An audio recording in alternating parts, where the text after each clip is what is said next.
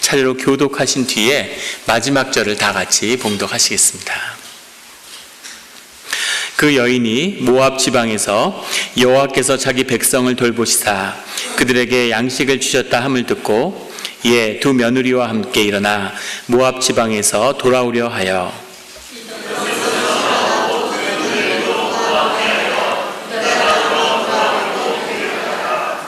나오미가 두 며느리에게 이르되 너희는 각기 너희 어머니의 집으로 돌아가라. 너희가 죽은 자들과 나를 선대한 것 같이 여호와께서 너희를 선대하시기를 원하며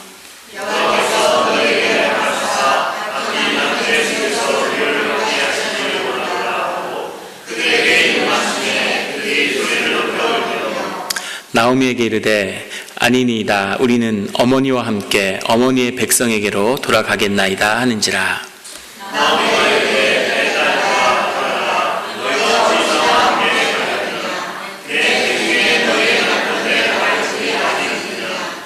내 딸들아 되돌아가라. 나는 늙었으니 남편을 두지 못할지라. 가령 내가 소망이 있다 말한다든지 오늘 밤에 남편을 두어 아들들을 낳는다 하더라도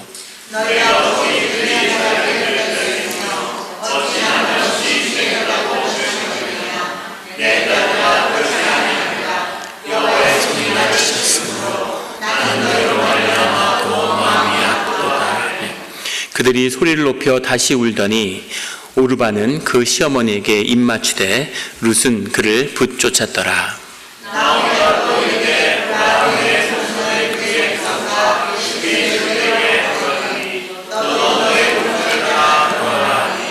룻이 이르되 내게 어머니를 떠나며 어머니를 따르지 말고 돌아가라. 관건하지 마옵소서. 어머니께서 가시는 곳에 나도 가고 어머니께서 머무시는 곳에서 나도 머물겠나이다. 어머니의 백성이 나의 백성이 되고 어머니의 하나님이 나의 하나님이 되시리니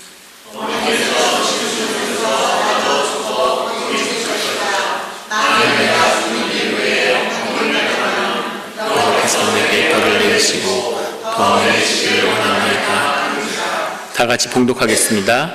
나오미가 자기와 함께 가기로 굳게 결심함을 보고 그에게 말하기를 그치니라. 아멘. 다 같이 말씀을 위해 기도드리겠습니다.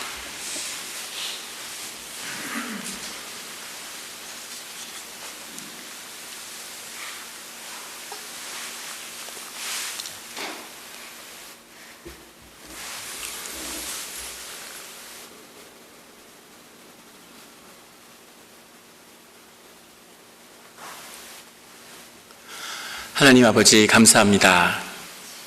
주의 말씀을 듣고자 저희가 예배 가운데 모였습니다. 우리 마음의 기도와 우리 마음의 묵상이 주님께 연락되길 원합니다. 감사드리며 예수 그리스도의 이름으로 기도드렸습니다. 아멘. 인도의 오래된 속담 가운데 이런 속담이 있다고 합니다.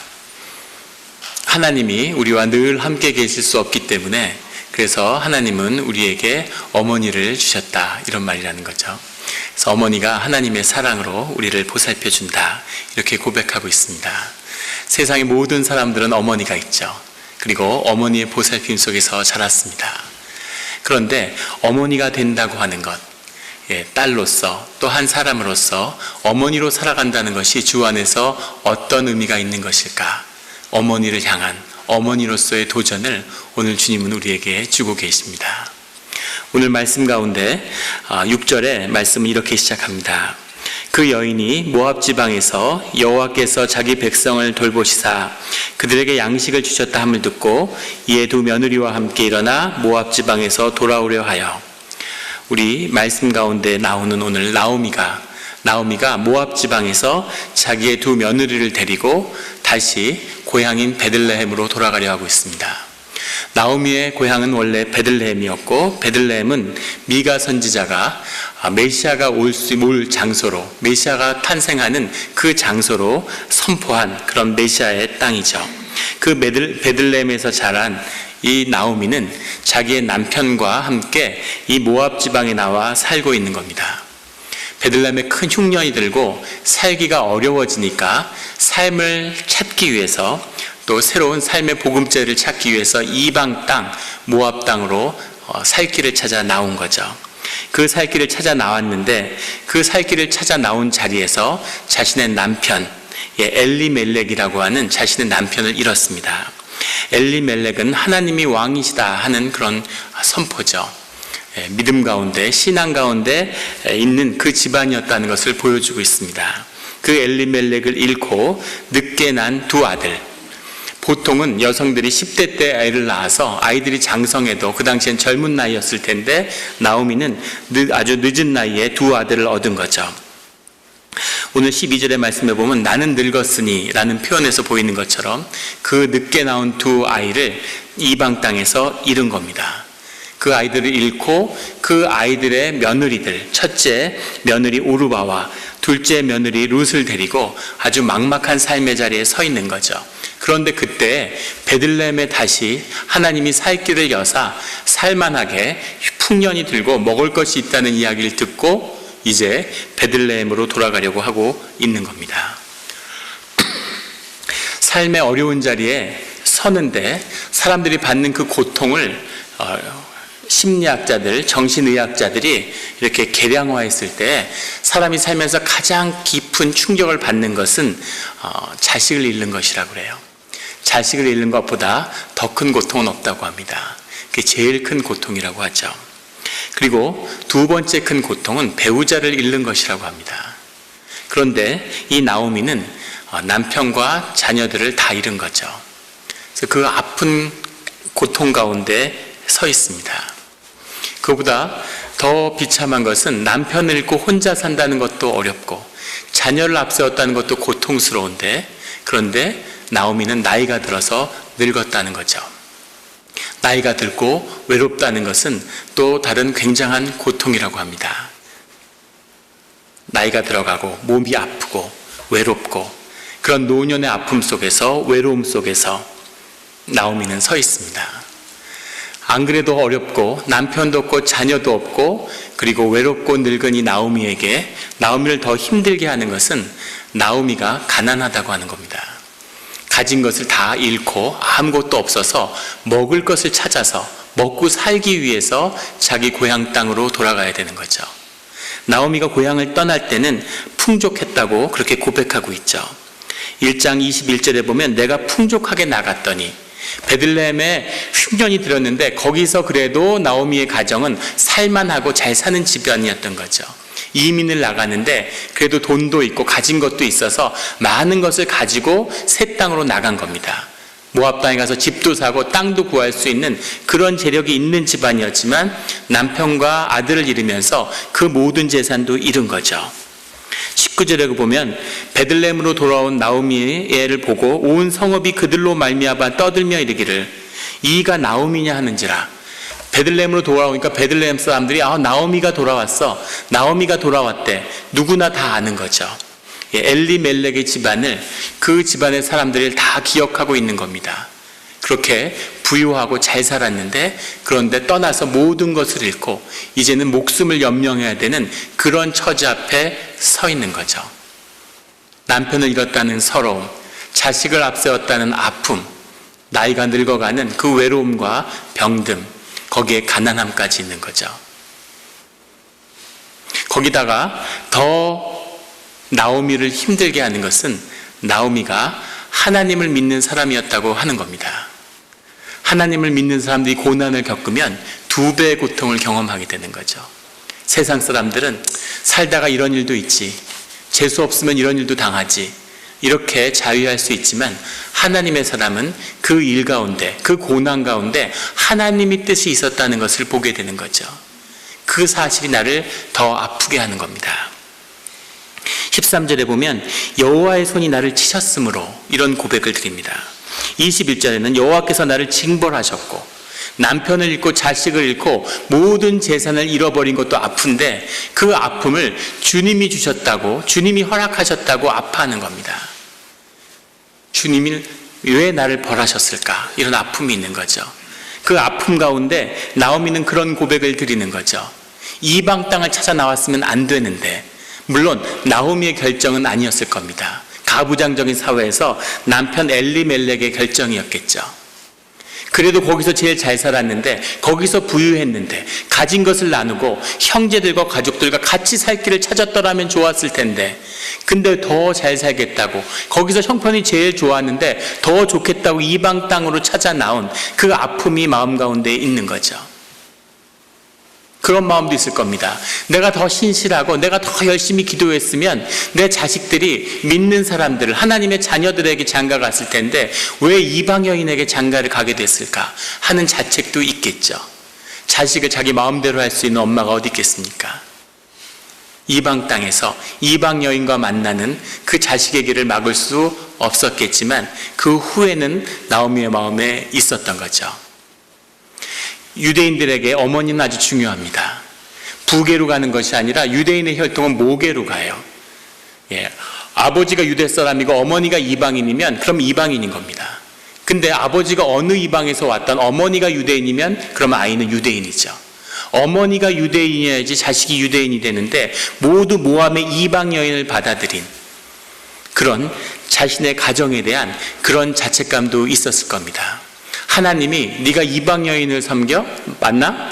너희 가정이 이방 여인을 데리고 이방에 가서 살겠다고? 어디 두고 보자. 그리고 그 집안을 망하게 하는 그런 하나님은 아니시죠. 하지만 그 모든 일을 주님이 막고 지켜주시지 않고 허락하셨다고 하는, 그리고 그것이 내 잘못이 아니었을까라는 이 자책하는 나오미의 마음은 자신의 처지와 어려움 가운데 더해서 더 나오미를 힘들게 하고 비참하게 만드는 거죠. 이것이 모든 믿는 자들의, 주의 자녀들의 아픈 마음일 겁니다. 나오미가 그 길을 가서 이제 베들레헴으로 들어가려고 하고 있습니다. 근데 나오미에게는 더 큰 아픔이 있는 거죠. 자신의 아픔보다 자신과 같은 운명의 길에 서 있는 자신의 젊은 며느리들, 두 며느리를 향해서 이제 말하고 있습니다. 8절에 보면 나오미가 두 며느리에게 이르되 너희는 각기 너희 어머니의 집으로 돌아가라. 너희가 죽은 자들과 나를 선대한 것 같이 여호와께서 너희를 선대하시기를 원하며, 자기 며느리에게 이제 너희의 집으로 돌아가라. 나는 나의 집으로 돌아가야 하니까 너희가 더 이상 나와 함께하면 안 된다. 이렇게 이야기하는 거죠. 며느리에게 살 길을 따라서 가라고 그렇게 이야기하는 거죠.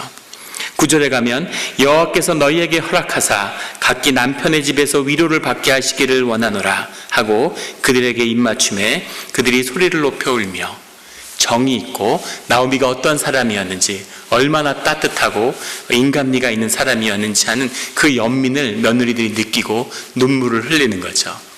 왜 딸들에게 모압의 땅으로 친정의 집으로 가서 새로운 남편을 만나라고 그렇게 이야기했을까요? 옛날에 한국에 한 가정에 며느리가 드는데 아들이 요절을 하고 죽은 겁니다. 시어머니가 며느리를 학대하는 거죠. 자식 잡아먹은 년이라고 욕을 하면서 계속 학대하는 겁니다. 동네 사람들은 저렇게 착하고 착한 며느리를 왜 욕을 하나, 자기는 아들을 잃었지만 남편을 잃은 사람이 있는데 위로는 못 해줄 만 어떻게 저럴 수가 있나. 근데 계속 시어머니가 며느리를 괴롭히고 학대해서 결국은 소박을 내서 쫓아내는 겁니다. 며느리가 개나리 보찜을 지고 동구 밖으로 넘어가는 거죠. 그 모습을 멀리서 배울림 기둥에 기대선 시어머니가 눈물을 흘리면서 전송을 하는 거죠. 멀리서 보면서. 말은 못하지만 그 마음속으로는 그동안 고마웠다. 뒤를 돌아보지 말고 새로 시집가서 잘 살아라. 절대 뒤를 돌아보지 마라. 그렇게 이야기하는 거죠. 며느리가 어떻게 재혼하겠다고 떠날 수 있겠습니까? 며느리가 재혼하겠다고 떠나면 사람들이 전부 다 남자가 그리워서 떠나간 환양년이라고 욕을 하겠죠. 그런데 그 모든 죗값을 시어머니가 걸머쥐고 너는 쫓김을 내받았으니까 가서 너의 삶을 살아야 된다. 이렇게 내보내주는 거죠. 그것처럼 나오미가 오늘 자기 며느리들에게 재가를 하라고 이야기해 주는 겁니다. 그런데 며느리들은 떠날 생각이 없는 거죠. 정이 있고 또 나오미를 사랑하는 거죠. 11절에 나오미가 이르되 내 딸들아 돌아가라. 너희가 어찌 나와 함께 가렸느냐. 내 태중에 너희의 남편 될 아들들이 아직 있느냐. 내 딸들아 라고 부르는 것은 그만큼 정이 들고 한 가족이 된 거죠. 그런데 내 태중에 너희의 남편된 아들들이 있느냐 하는 말은 고엘이라고 하는 유대의 제도입니다. 그 친족들과 가족들의 일들을 거머쥐는 거죠. 경제적인 어려움이든 심지어 벌을 받아도 같이 걸머쥐는. 그래서 형의 부인, 형수가 돌아가면 그러면 그 동생이 형수를 책임지는 겁니다. 경제적으로 먹고 살 수 있게 해주는 거죠. 남편이 없으면 살아갈 길이 없는 그 시대의 상에서 가족들이 서로를 지켜주는. 그런데 너희에게는 동생들이 없고 이제 내가 자녀를 가져서 키울 수도 없고 고엘의 제도가 우리 가족에겐 통하지 않는다. 너희를 살려줄 사람은 너희 가정밖에 없다. 이렇게 이야기하는 거죠. 돌아가라 이렇게 얘기하는 겁니다.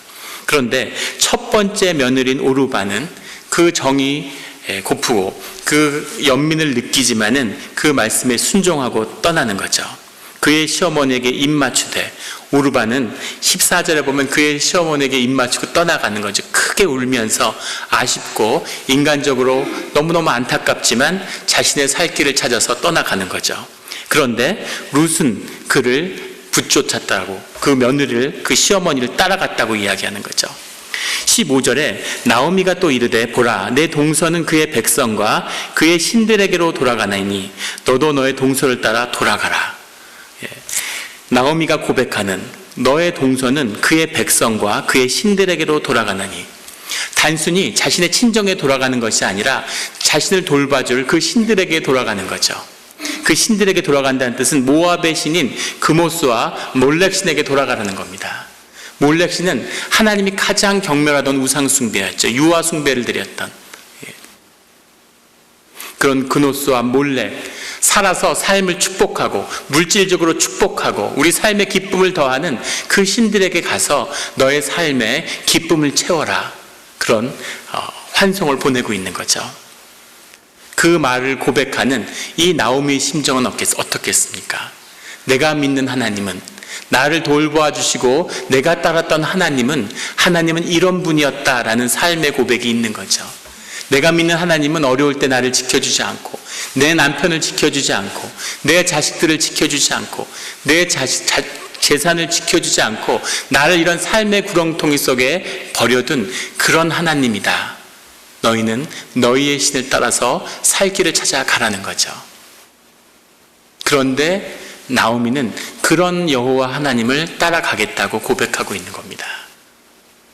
나오미는 자신의 삶과의 고통과 모든 것을 앗아간 그 자리에서도 하나님을 잊지 않고 여호와 하나님을 따르겠다고 고백하는 거죠. 이것을 우리는 어떻게 이해할 수 있을까요? 나를 도와주고 나를 섬겨주고 나를 지켜주는 하나님도 아니고 이 어려움과 이 모든 환난을 경험하게 한 그 하나님을, 나오미는 이 하나님이 나의 여호와 하나님이고 나는 이 하나님과 따르겠다고 이야기하는 겁니다. 이것이 신앙이고 우리가 믿는 여호와 하나님에 대한 고백입니다. 하나님을 계속 따라가시겠습니까?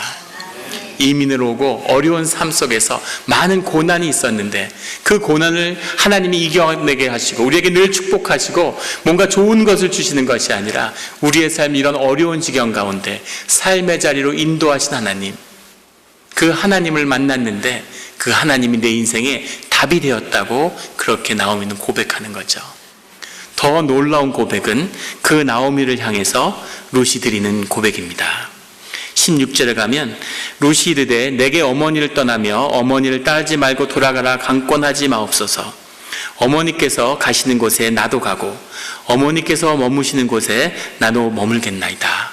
그리고 중요한 고백을 하는데 어머니의 백성이 나의 백성이 되고 어머니의 하나님이 나의 하나님이 되시리니 이제 여호와의 하나님은 나의 하나님입니다.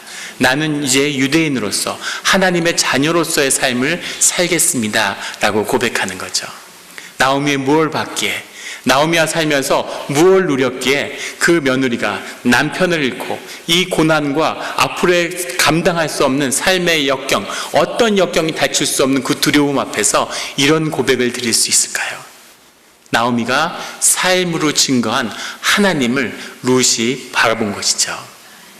그 하나님을 우리의 삶이 증거하는, 이방인이 율법도 아니고 규례도 아니고 혈통도 아니고 경험도 아니고 오직 나오미의 삶을 통해서 만난 그 하나님을 만난 이 룻이 나오미에게 어머니가 만난 하나님이 나의 하나님입니다 라고 고백하고 하나님과 함께 하겠습니다 이렇게 고백을 드리고 있습니다.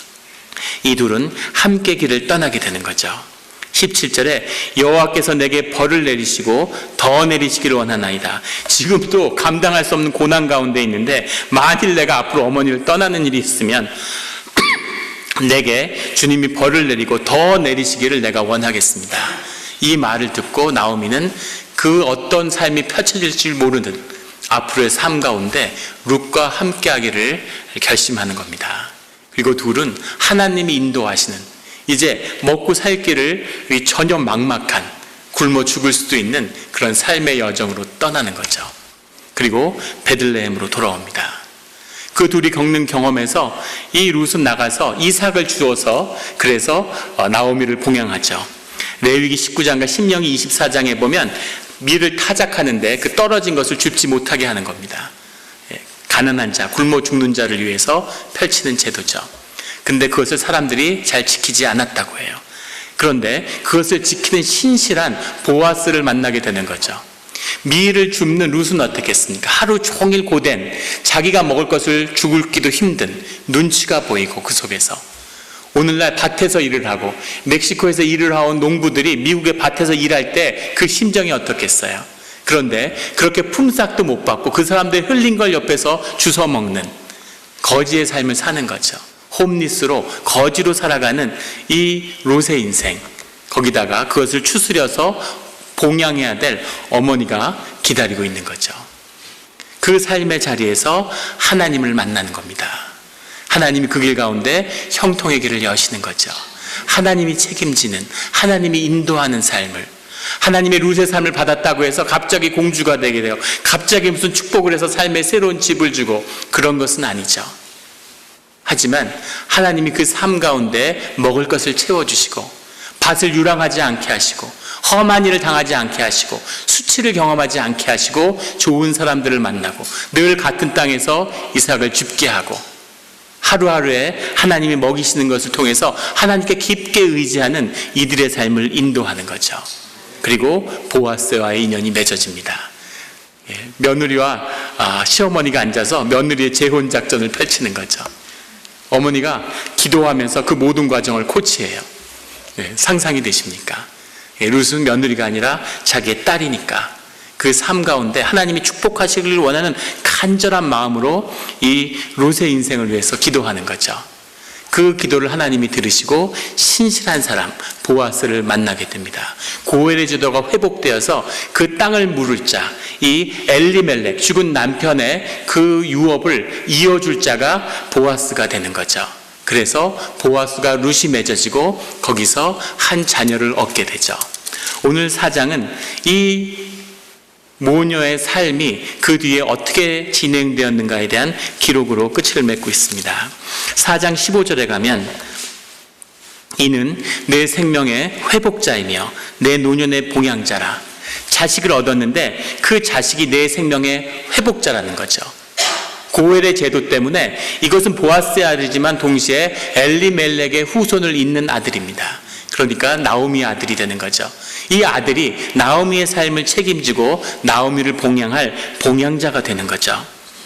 이는 내 생명의 회복자이며 내 노년의 봉양자이며 곧 너를 사랑하며 7 아들보다 귀한 내 며느리가 낳은 자로다.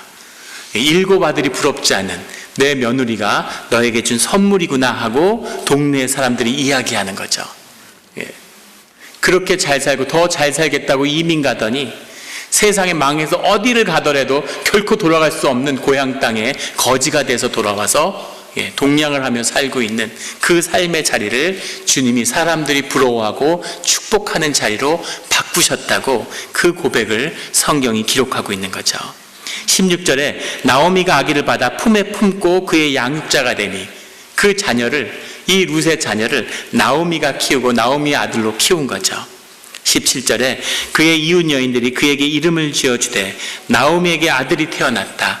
나오미의 아들이기 때문에 그의 이름을 오벳이라 하였는데 그는 다윗의 아버지인 이새의 아버지였더라. 하나님이 메시아의 그 꿈을 다윗의 뿌리에 세운 다윗을 세우는 유다의 왕국을 세우는 그 시작을 이곳에 두신 거죠. 예. 놀라운 하나님을 만나는, 진정 하나님을 만나는 자리에 그 신앙의 고백 가운데 하나님이 메시아 꿈을 그 가정 가운데 담으셨다는 겁니다. 그 어떠한 것도 아니고 그 어떠한 고백과 경험이나 율법과 율례가 아니라 오직 어떠한 삶의 자리에서도, 다 무너진 삶의 자리에서도 하나님을 바라보고 하나님의 영광을 보는 그 신앙 가운데 주님이 메시아의 꿈이 만나는 거죠. 이 꿈은 우리에게 주는 도전이 있죠. 나오미는 모든 걸 잃었습니다. 남편도 자녀도 없는 천하에 무엇도 의지할 수 없는 삶의 자리에 있는데 하나님을 믿음으로 여호와 하나님 아래서 자신의 딸을 얻은 거죠.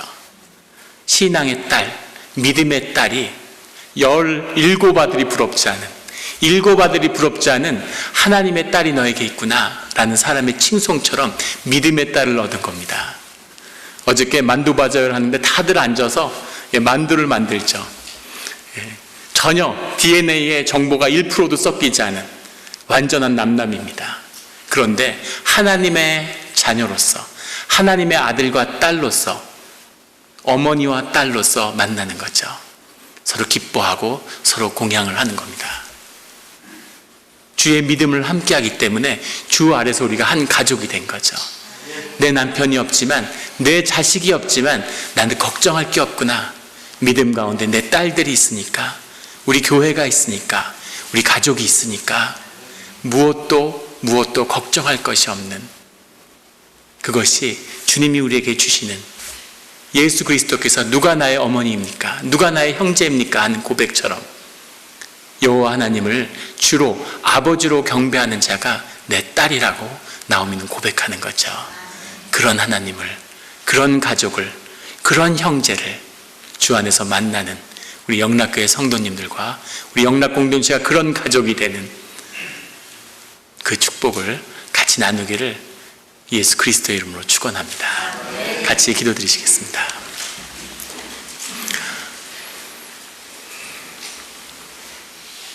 하나님 아버지 감사합니다. 정말 가난하고 비참한 이 모녀의 이야기를 우리에게 말씀하시는 주님의 뜻을 밝혀주시니 감사합니다. 여호와 하나님을 아버지로 만나서 우리가 정말 이 외롭고